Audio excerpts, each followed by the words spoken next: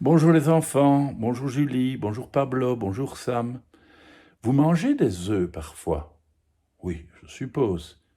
Et pouvez-vous me dire qui fait ces œufs? C'est c'est les poules, effectivement. Mais cette poule-ci, elle est particulière. La poule qui n'aimait pas les œufs. Cunégonde est une poule qui n'aime pas les œufs. Et pour une poule, ne pas aimer les œufs, c'est vraiment incroyable. Et très compliqué aussi, car Cunégonde pond un œuf tous les 2 jours. Cunégonde est une poule très bavarde. En vraie pipelette, elle passe ses après-midi à caqueter avec les autres poules dans le poulailler. Or, crotte de biquette en sucre, c'est toujours au beau milieu d'une conversation qu'elle doit courir à toute vitesse jusqu'à son nid, car un œuf arrive. Cote, cote! Ce n'est vraiment pas drôle.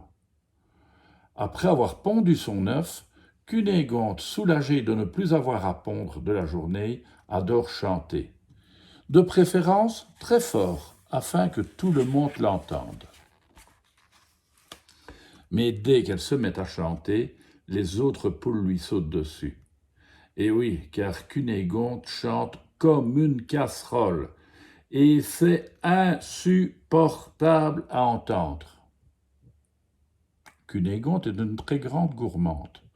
Les vers de terre, le riz, le maïs, un régal.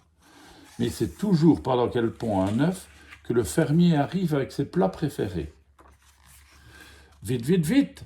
Cunégonde se précipite au dehors. Or, elle a beau se dépêcher, le temps qu'elle rejoigne les autres poules, elles ont tout becqueté et il ne lui reste plus rien à manger. Cunégonde a le plus beau plumage du poulailler. Elle est si fière de ses jolies plumes qu'elle les coiffe tous les jours avec un peigne que sa grand-mère lui a offert quand elle était bébé. Seulement voilà, après avoir pondu un œuf, les plumes de son derrière sont toujours toutes froissées. Et c'est pire quand elle a dû attendre des heures que l'œuf sorte, car la trace du nid s'est imprimée sur ses fesses. Afin de pouvoir rester avec ses copines et ne plus être en retard à l'heure des repas, Cunégonde a bien essayé de pondre au milieu du poulailler. Mais l'orage est passé par là. Elle a même essayé de suspendre son nid à son derrière.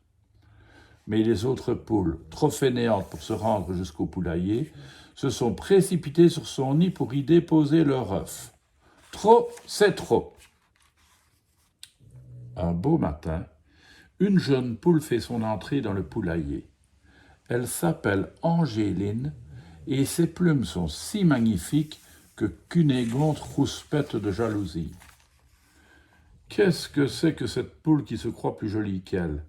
Et il n'y a pas que ça. Angéline semble avoir un secret.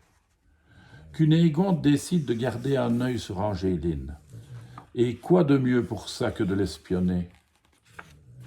Du coup, Cunégonde suit Angéline partout, sans se faire remarquer, car Cunégonde est vraiment très douée pour se camoufler.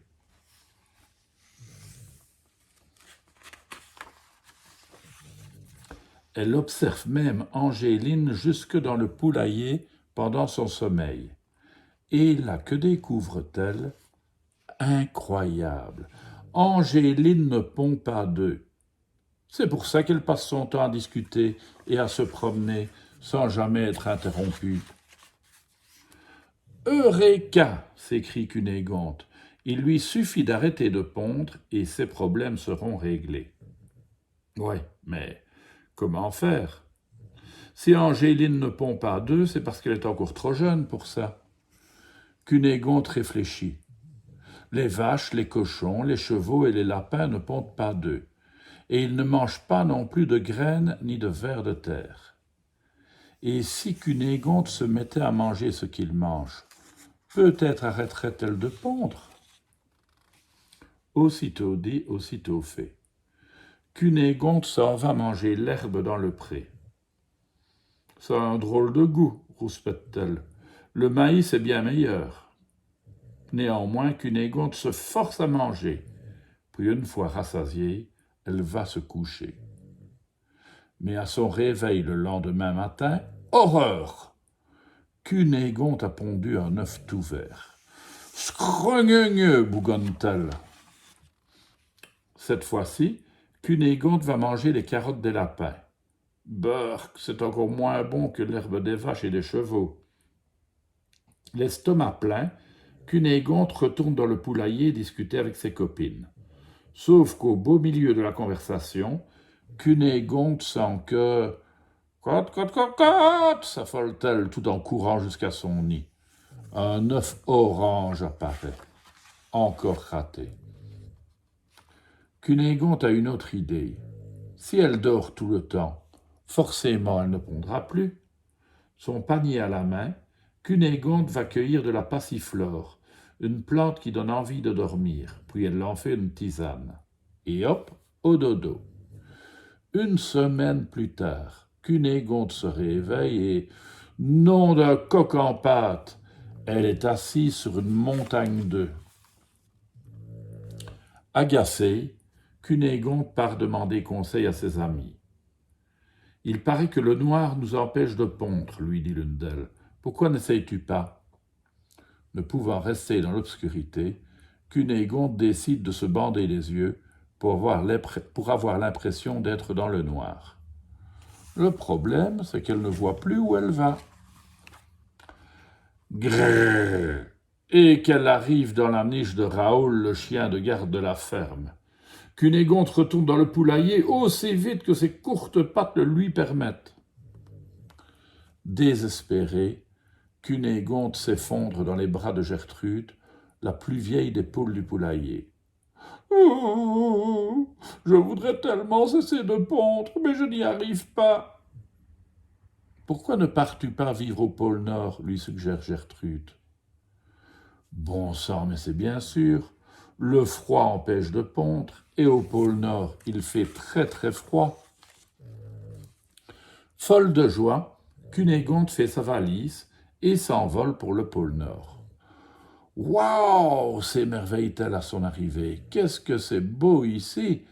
Et en plus, il y a plein de copains. » Désormais, Cunégonde est une poule heureuse.